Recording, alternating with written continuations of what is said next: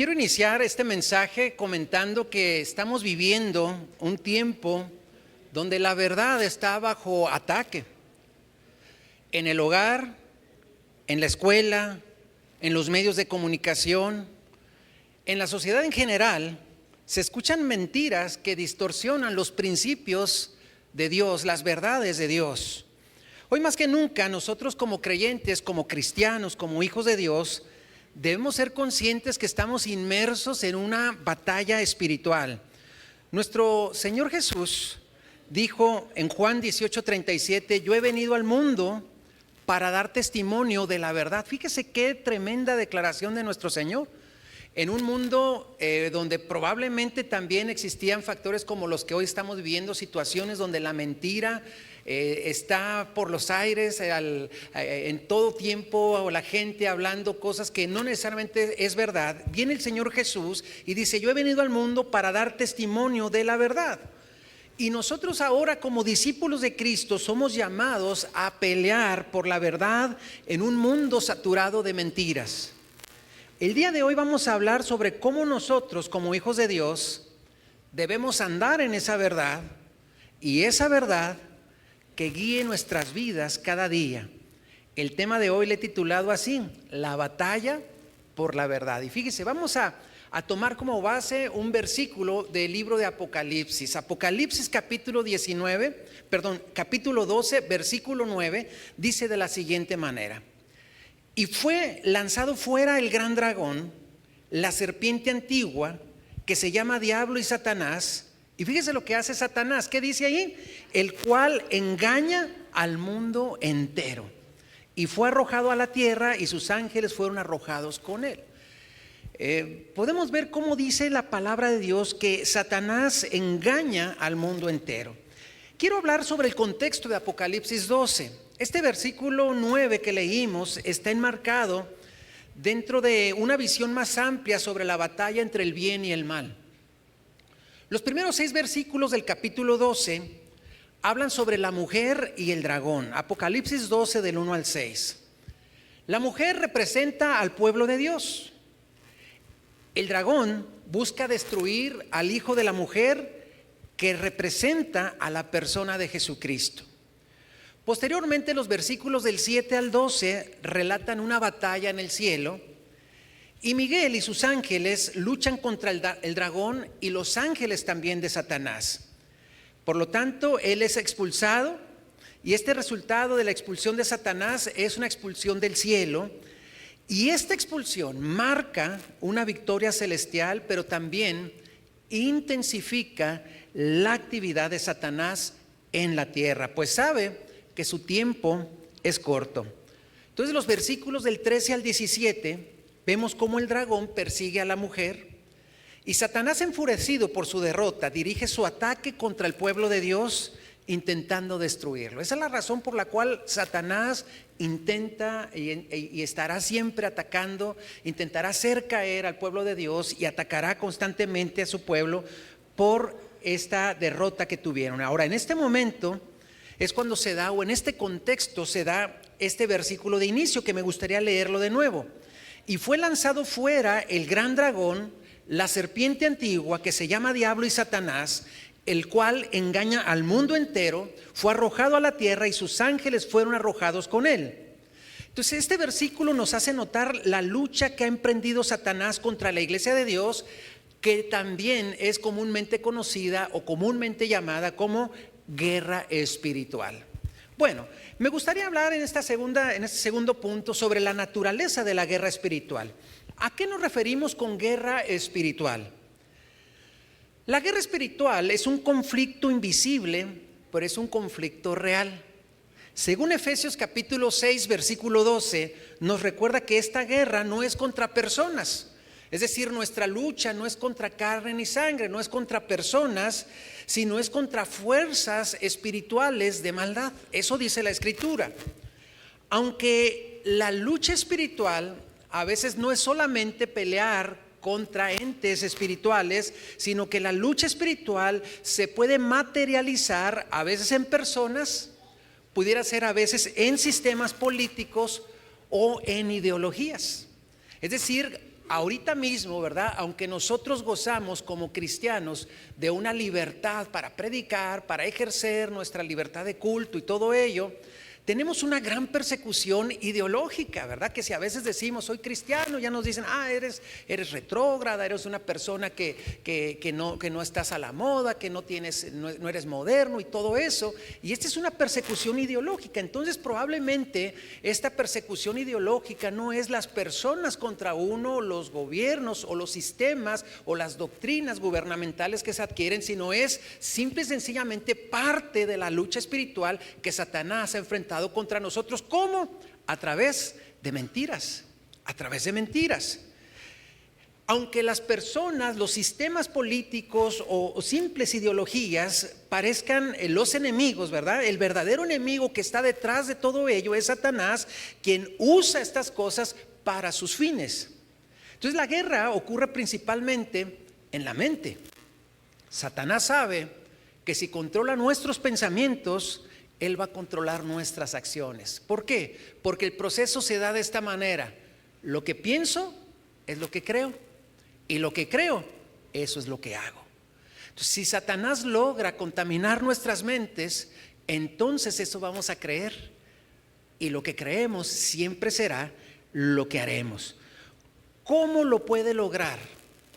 Satanás es el padre de la mentira. Satanás es especialista en hablar mentira, en decir cosas que no son o verdades a medias con la finalidad de traer confusión. Desde el huerto del Edén, Satanás usó mentiras para desviar al ser humano del propósito de Dios. Si vamos, por ejemplo, a Génesis capítulo 3, versículo 1, dice la Biblia de la siguiente manera: pero la serpiente era astuta más que todos los animales del campo que Jehová Dios había hecho, la cual dijo a la mujer: ¿con que Dios os ha dicho, no comáis de todo árbol del huerto? ¿Qué fue lo que le preguntó Satanás a la mujer? Le dijo: ¿con que Dios os ha dicho? Es decir, empezó a meter duda en el corazón de la mujer. Y su estrategia siempre ha sido así: sembrar duda sobre lo que Dios ha dicho. ¿Cuántos de nosotros a veces estamos en el camino de Dios, estamos contentos, alabamos al Señor, y de repente llega y nos mete, ¿verdad?, una duda? Por ejemplo, vamos a ofrendar y todo, y de repente, ¿y qué se hará con tu dinero? ¿A poco le darán buen uso al dinero que tú estás ofrendando? Entonces, y empieza a sembrar dudas. Entonces nosotros empezamos a tambalear, lo doy, no lo doy, y luego con a veces brotes de piedad. ¿Y por qué mejor, en lugar de darlo a la iglesia, mejor no se lo das a unos migrantes que necesitan más? Oh, tiene razón. No, y Dios dice, sí, tenemos que apoyar a los migrantes sin dejar de dar para glorificar el nombre de Dios y su reino. Podemos también aportar, o debemos aportar, para los pobres, ¿verdad? Para los necesitados, para los extranjeros. Dice la Escritura de antemano en el libro, en la Biblia, en el Antiguo Testamento, Dios había puesto dentro de la ley que la gente trajera ofrendas al templo, pero también dejara para el pobre, para la viuda y para el extranjero. Entonces, pero Satanás no va a presentarse con nosotros y decirnos: quiero que te pongas en contra de Dios, sino va a empezar sutilmente a tratar de gobernar con pensamientos, con ideologías, con filosofías, nuestros pensamientos, para que nosotros podamos creer y por ende actuar con relación a eso que ha sembrado en nuestra mente. Entonces, esto mismo le dijo a Eva: oh, con que Dios te dijo eso. Es que lo que Dios no te dijo es. Y Satanás así es como actúa. Entonces hoy sigue cuestionando, por ejemplo, la autoridad de la palabra de Dios, ¿verdad? Cuando hablamos de la Biblia, a veces la gente, y la Biblia será absolutamente verdad. Y empieza a cuestionar y a meter cosas a nuestras mentes, y nosotros empezamos a pensar: es que la Biblia es anticuada, o cada quien tiene su verdad, y empezamos a dudar de lo que la palabra de Dios dice. Jesús lo identificó como el mentiroso en Juan 8:44, diciendo que Satanás, o respecto a Satanás, dijo: no hay verdad en él. Y Satanás hoy día sigue peleando, pero ha añadido armas nuevas en nuestra actualidad. Me gustaría hablar sobre algunas de las armas que Satanás está empleando como fortalezas mentales y culturales para que nosotros como creyentes estemos entonces atrapados en ellas. Por ejemplo, ha usado el relativismo moral, lo es muy común. ¿Qué es el relativismo moral? Lo bueno y lo malo depende de cada quien. ¿Esto es bueno? Bueno, depende cómo yo lo vea. O lo malo, entonces no hay nada ni malo ni bueno, sino depende cómo yo lo vea. Y esa manera de tener un relativismo moral abre la puerta para tener un sinfín de pensamientos que van en contra de la voluntad de Dios. Segundo, la filosofía del yo primero. Haz lo que te haga feliz sin importar las consecuencias. Si usted se fija, nuestra sociedad es muy egoísta.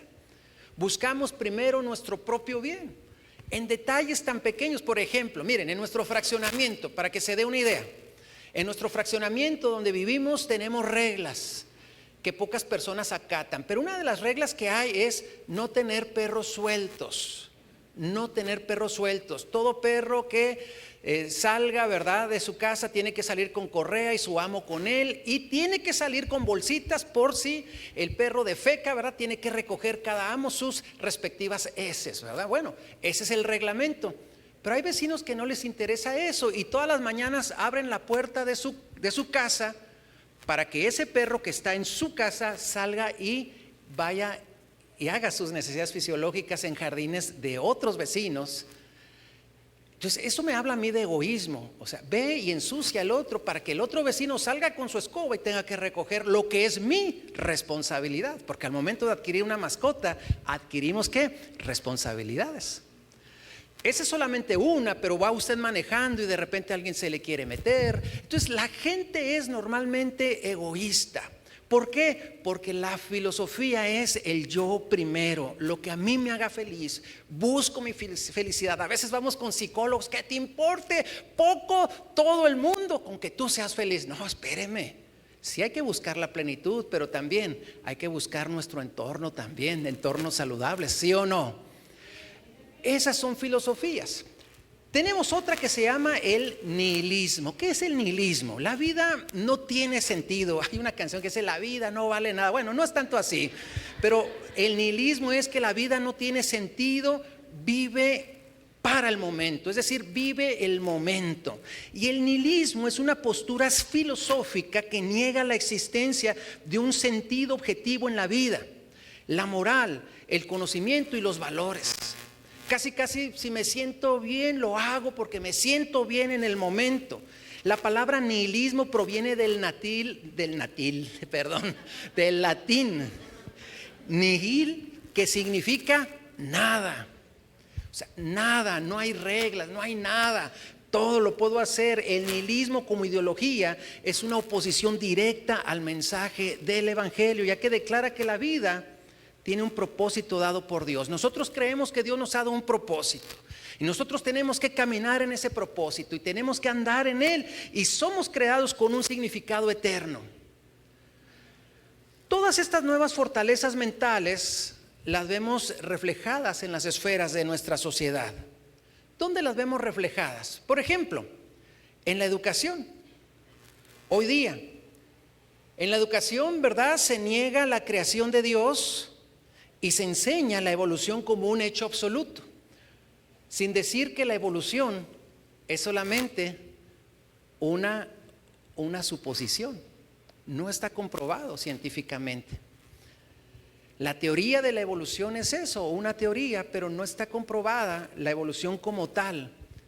Y a veces, bueno, no a veces, desde luego se necesita tener más fe para creer el proceso evolutivo que en lo que nosotros creemos. Pero la escuela, sí, la evolución con todo. Pero Dios fuera, totalmente fuera. Esto lo vemos también en el entretenimiento. Muchas películas, series, músicas promueven valores contrarios a los de la palabra de Dios. Las redes sociales, una herramienta que el enemigo también quiere usar y quiere apropiarse para promover estándares falsos de identidad y de éxito. Todo esto viene a ser una filosofía global que tiene que ver en muchas de las cosas. No todo es malo, desde luego, no podemos satanizar todo, Pero las tendencias ideológicas o filosóficas que se están dando, hermanos, van en contra de los principios de Dios. Entonces vivimos en un mundo donde la mentira, ¿verdad? La mentira se está convirtiendo en el común denominador. Por ejemplo, nos hace ver cuál es el prototipo de la belleza. Y esa es una mentira, porque nos presentan: la belleza es así, con estas características. Y si tú no tienes estas características, entonces tú eres feo o eres fea. Y nosotros creemos eso, que es una mentira, porque Dios dice que Él lo hizo todo hermoso. Todo hermoso. Somos de verdad personas joyas de la creación. Somos un milagro de Dios, hermanos. Cuando nosotros nos empezamos a ver como ese milagro tan perfecto que Dios ha hecho, y no es para subir nuestra autoestima, simple y sencillamente ver cómo nuestro organismo trabaja perfectamente, cómo fuimos diseñados, cómo Dios nos ha puesto, hermanos, definitivamente es para que nosotros entendamos que la mentira del diablo me quiere hacer menos, pero Dios me ha dado, hermanos, me ha dado una posición que probablemente no merecemos, pero sí la hemos recibido por la gracia del Señor. Y no solamente eso, sino que Él dice que vamos a estar con Él por la eternidad. Por lo tanto, las mentiras están en el aire. Nos ponen prototipos sociales también, ¿verdad? Estándares. Si no tengo tal teléfono, si no tengo tal vehículo, si no estoy inscrito en tal club, entonces yo no soy. Mire, somos valiosos. La verdad de Dios es que somos tan valiosos que Él envió a su único hijo para morir en la cruz, para darnos redención. Pero la mentira está en el aire y nosotros a veces estamos expuestos, y si no somos cuidadosos podemos caer inmersos en esta ola de pensamiento y andar cumpliendo más que el propósito de Dios dentro del propósito de Satanás. Entonces yo quiero hablar de las mentiras del enemigo. Lamentablemente, si no somos capaces de percibir esta lucha, vamos a perder terreno ante los embates de Satanás. Veamos algunas cosas que se están dando actualmente. Por ejemplo, en la iglesia, ¿qué está pasando en la iglesia? En México no hay muchos datos estadísticos, pero en Estados Unidos ellos hacen datos para todo. Según los estudios de George Barna, que es una de las personas más reconocidas en el estudio, en las estadísticas de muchos temas, él hizo una investigación. Él es el director del Centro de Investigación Cultural y publicó los resultados de una encuesta realizada en el año 2022 en los Estados Unidos. Y esta dio como resultado que muchos cristianos en la actualidad no tienen una perspectiva bíblica de su vida. Es decir, el 65% de los jóvenes, por ejemplo, jóvenes cristianos, es decir, 2 de cada 3 jóvenes cristianos creen que no hay verdades absolutas. ¿Qué quiere decir eso? Que algunos de ellos están ya en el relativismo moral, en la filosofía del yo primero y en el nihilismo, por ejemplo. Entonces podemos ver que esos no son jóvenes que no van a la iglesia, son jóvenes que sí están en la iglesia, que ya están cayendo presas de estos pensamientos. Y esto es el resultado de una iglesia que en lugar de transformar al mundo, está siendo moldeada por el mundo. Es decir, en lugar de nosotros ir y transformar a nuestra sociedad, la sociedad nos empieza a transformar a nosotros. Y estos resultados son notorios cuando entre los creyentes se empieza a reflejar una gran apatía espiritual. Y la apatía espiritual se da porque lo que pienso creo y lo que creo hago. Si yo creo, ¿verdad?, que la oración es importante, vamos a convocar a una reunión de oración. ¿Y cómo debe de estar? Pues muy llena, porque es importante. ¿Por qué no está llena? ¿Por qué no hago? Porque no creo. ¿Por qué en las iglesias las reuniones de oración no están llenas? Porque no creo que la oración sea el método más eficaz. ¿Quién me metió ese pensamiento? Entonces, probablemente he caído en el pensamiento de Satanás. Pero cuando yo entiendo la oración es importante, empiezo a ¿qué? A creer esto, y esto me va a llevar a una acción para orar diariamente, para buscar el rostro de Dios. Y cuando se haga convocatoria para orar, nadie puede faltar. Que hay una reunión de amigas, no quiero tu reunión de amigas, yo quiero orar porque es más importante que orar. Que hay un juego de fútbol americano, yo no veo el juego de fútbol americano, sino hay que orar. El Señor me puso a prueba ayer. Ayer jugó mi equipo a las 7 de la noche y me invitaron a un congreso a ir a escuchar un congreso. Y yo dije, bueno, pues soy invitado, es una iglesia grande, si no voy no se nota. Y de repente, de esas veces que uno empieza así como que a pensar, y de repente esa vocecita: quiero que vayas al congreso. Señor, pero son 33 años sin jugar un juego de este tamaño. Y luego: quiero que vayas al congreso. Señor, pero este equipo que yo tengo es el resultado de muchos años de oración, tú lo sabes. Y el Señor me hizo sentir que tenía que dejar el juego para ir a ese congreso a recibir palabra. Y con toda mi buena actitud, no se crean, sí, fui bien, me senté, adoré, escuché, anoté y todo. Y cuando decían, bueno, pues vamos a buscar en la Biblia, y que tenía tantito tiempo en lo que la gente lo buscaba, yo lo había encontrado, veía, ahí van 37:4. Pero gracias a Dios que fui. Entonces, bueno, ¿qué es lo que hay? ¿Qué creencias tenemos en nuestra mente? Lo que creemos, hermano, lo que pensamos, creemos, y lo que creemos es lo que vamos a hacer. Si creemos que es importante congregarnos, que es la voluntad de Dios, si pensamos que eso es lo que Dios ha sembrado en nuestros corazones, hermanos, vamos a creerlo y vamos a hacerlo. Bueno, eso está pasando en la iglesia. Por lo tanto, la iglesia no debe de estar en apatía. Cuando la iglesia deja de defender la verdad, como resultado perderá la pasión por el evangelio. Adicionalmente, correrá el riesgo de experimentar confusión doctrinal. En otra área es en la sociedad. Veamos lo que dice Isaías capítulo 59, 14 y 15. Dice: y el derecho se retiró y la justicia se puso lejos, porque la verdad tropezó en la plaza y la equidad no pudo venir. Y la verdad fue detenida y el que se apartó del mal fue puesto en prisión. Y lo vio Jehová y desagradó a sus ojos, porque pereció el derecho. Estos versículos describen a una sociedad donde la verdad tropieza, dice, públicamente, donde es evidente cómo la verdad está tropezando en estos tiempos del profeta Isaías. Y hoy vemos esto porque se está reflejando en nuestra sociedad actual con leyes que contradicen los principios de Dios. Leyes muchas hay, pero por mencionar solamente dos, leyes como el aborto o la redefinición del matrimonio. En algunos países inclusive se enseña a los niños que Dios creó, a los niños cuando se enseña que Dios creó al hombre y a la mujer, estos tipos de enseñanzas los consideran que son actos discriminatorios. Imagínese usted, en el mundo del entretenimiento hay personajes que defienden valores, los valores cristianos como retardados, como intolerantes, como anticuados. Es decir, si alguien dice, oye, yo no creo eso, yo creo algo diferente, entonces somos anticuados. ¿Qué se está dando en las familias? Satanás ataca el diseño de Dios para la familia, que sabe que es el núcleo de nuestra sociedad, y actualmente vemos la normalización de familias desestructuradas y la promoción de ideologías que confunden a los niños sobre su identidad de género. Esto se está produciendo, o lo que está produciendo es una generación que crezca sin un fundamento sólido y caiga fácilmente ante el engaño.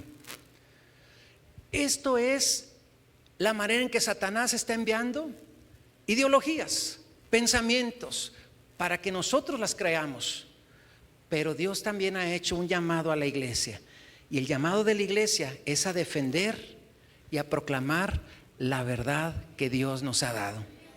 ¿Cómo se puede hacer esto? ¿Cómo puedo yo defender y proclamar la verdad?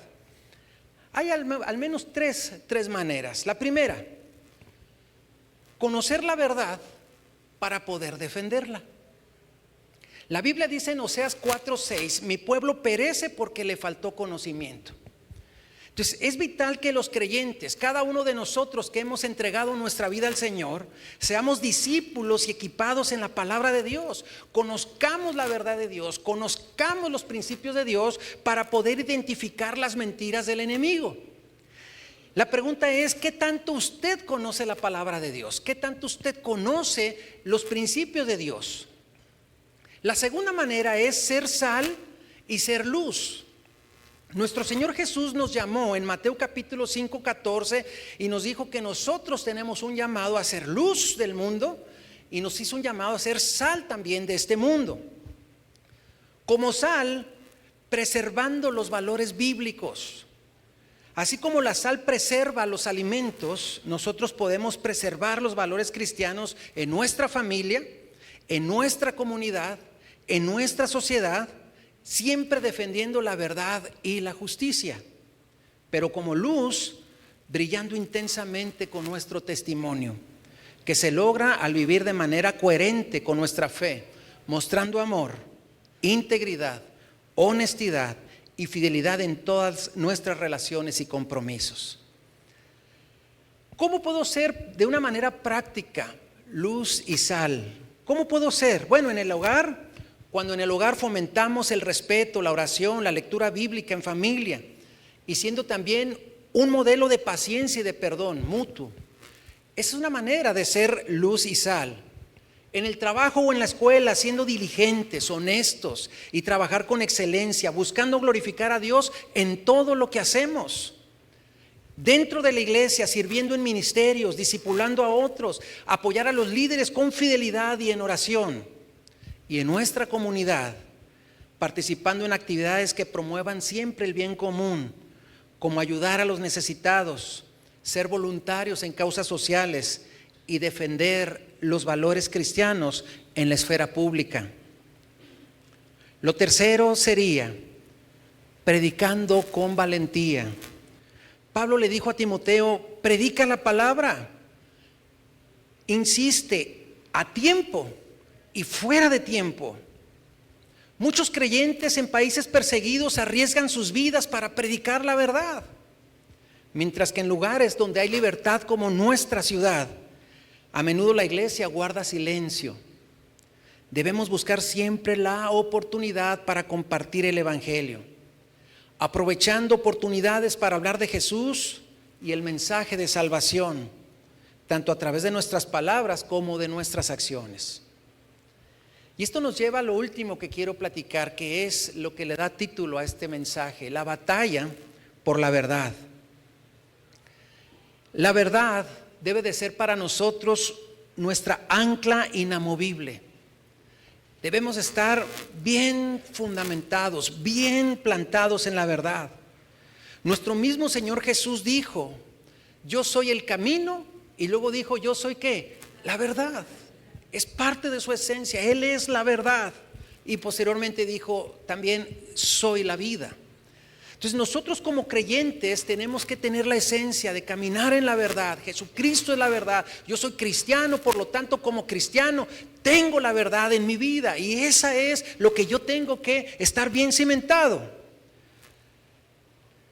Tenemos que ser la verdad, y quiero mencionarlo de esta manera. En primer lugar, la verdad en un mundo de relativismo. En un mundo relativo donde a lo bueno le pueden llamar malo y lo malo le pueden llamar bueno, Jesús se planta y dijo: yo soy la verdad.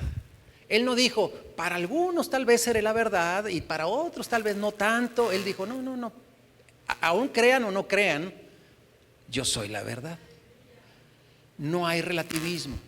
Es un absoluto. Jesucristo es la verdad. Mientras el mundo cambia constantemente sus valores, Cristo permanece firme. Vean las películas del cine de oro, vean a las mujeres del cine de oro, cómo era el estatus de la belleza del cine de oro. ¿Cómo eran? Mujeres más altas, mujeres más anchas, ¿verdad? Y ese era el prototipo. Pero después el prototipo no lo cambian, más bajitas, más delgaditas.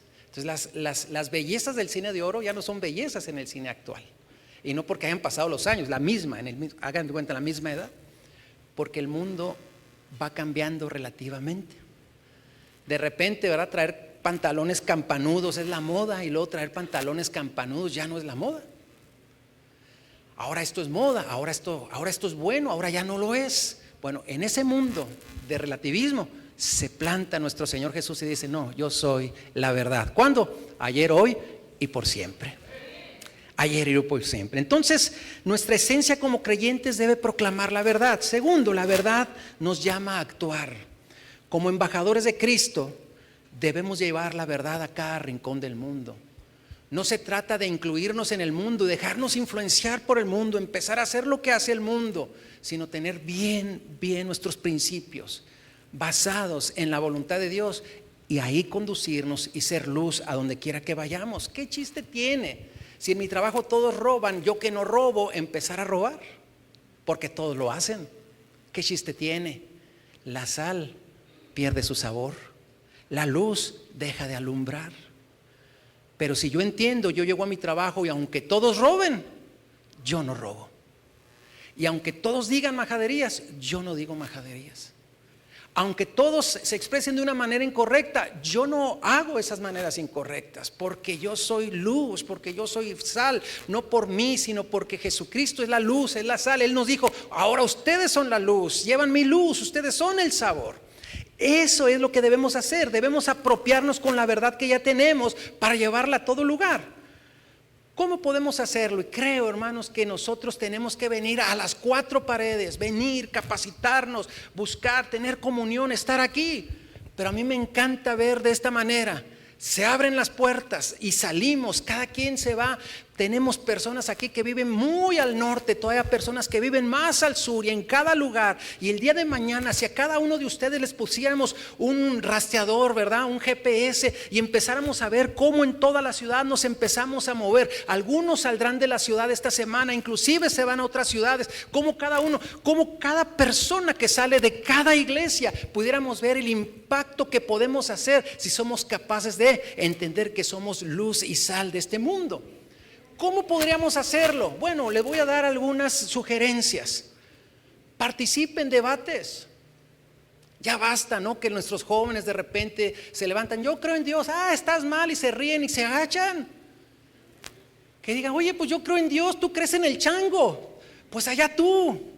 Pero Dios es poderoso, Dios le va a respaldar. Entonces participen en debates públicos, no peleándose, pero sí con argumentos, poder poner la verdad en la mesa. Creando contenido en redes sociales desde una perspectiva cristiana. ¿Qué ponemos en nuestras redes sociales? ¿Qué ponemos? O sea, no está mal, desde luego, poner, ¿verdad?, muchas cosas que publicamos, pero también pongamos cosas en nuestras redes que puedan poner también en ese universo virtual la verdad de Dios. Ser parte de la actividad productiva. Estudie, haga empresa, sea un buen trabajador, sea una persona en su trabajo, como jefe o en su liderazgo, sea una persona de influencia social con el mensaje de la verdad. Aquí en la ciudad hay muchos ejemplos, pero hay uno en particular que tal vez todos conocen.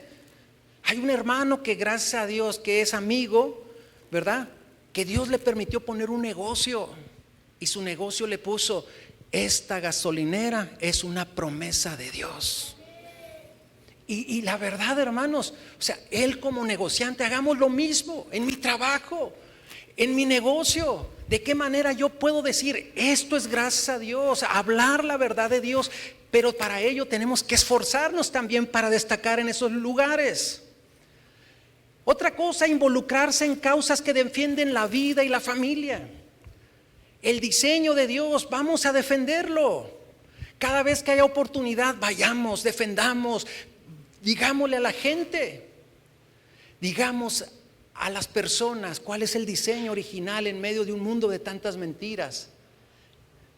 Y una última cosa que podemos hacer, que seguramente muchos a veces tenemos cierto temor, pero también es participar en la política. Para muchos la política es del diablo, y la política no es ni debe de ser del diablo. Se la hemos dejado al diablo, por eso nos va como nos va. No voy a hablar de partidos políticos, pero le puedo hablar que los últimos presidentes, 2 de Morena, 1 del PRI y 2 del PAN, entregaron, hermanos, el país a chamanes, a ídolos o a lo que sea. A mí me gustaría que pudiera llegar un presidente que pudiera decir: entrego mi mandato a Jesucristo, el Señor de México. Por eso no hablo de partidos, porque todos, hermanos, los partidos, no confíe en los partidos. Busque los principios, busque realmente que Dios gobierne sobre nuestra nación. ¿Qué necesitamos? Involúcrense en política, hermanos. Nuestros jóvenes, prepárense. A mí me gustaría que uno de nuestros jóvenes en un futuro dijéramos: caray, nuestro gobernador venía aquí, y no solamente venía, sigue congregándose. Qué bonito sería, ¿o no, hermanos? No le entreguemos la política a Satanás. Participemos activamente para que la política también esté el mensaje de la verdad. Ahora, yo sé que algunos de ustedes ya inclusive trabajan en oficinas de gobierno, están dentro del gobierno municipal o estatal. Que Dios les dé gracia y sean luz en esos lugares, mis hermanos que están ahí. Seamos diferentes en esos lugares. Quiero concluir en esta hora diciendo: la verdad, hermanos, no debe de ser solamente un concepto. La verdad es más que un concepto. ¿Saben quién es la verdad? La verdad es una persona, Jesucristo nuestro Señor. Vivir y proclamar la verdad nos libera, nos transforma y nos da propósito. En esta batalla espiritual por la verdad, el Señor nos llama a ser valientes. Recuerden, no estamos solos, hermanos. El Espíritu Santo nos capacita para enfrentar al enemigo. En el mes de diciembre se celebró el Día de la Libertad Religiosa y me invitaron a dar un discurso en el Congreso. Para dar ese discurso quise empezar a ver algunos datos y me sorprendí, hermanos, los datos que encontré de nuestra historia en Chihuahua. El evangelio en Chihuahua, ¿sabe dónde empezó? El evangelio en Chihuahua empezó en la casa del gobernador de Chihuahua en ese tiempo. Fue el mismo gobernador que le abrió la puerta a los misioneros y abrió su casa para hacer la primera reunión evangélica. Gloria a Dios por ello, ¿a poco no, hermanos? Entonces creo que ahora podemos nosotros decir: se abrió el evangelio por la puerta, por la autoridad.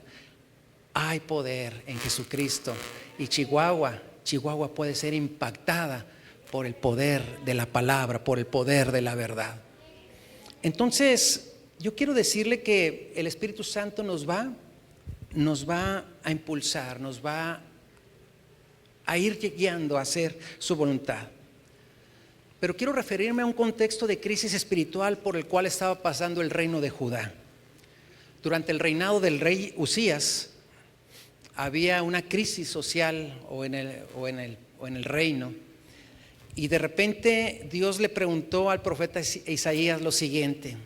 Isaías capítulo 6 versículo 8, y Dios dijo: después oí la voz del Señor que decía: ¿a quién enviaré y quién irá por nosotros? Y dijo Isaías: entonces respondí yo: heme aquí, envíame a mí. Hoy Dios nos hace la misma pregunta en medio de una batalla espiritual por la verdad. Hay mucho caos, hermanos, hay mucho en los cielos, hay mucha mentira en los noticieros, en mucho, hay mucha mentira. Y en medio del caos, hoy Dios nuevamente nos hace la pregunta: ¿a quién enviaré? ¿Y quién irá por nosotros?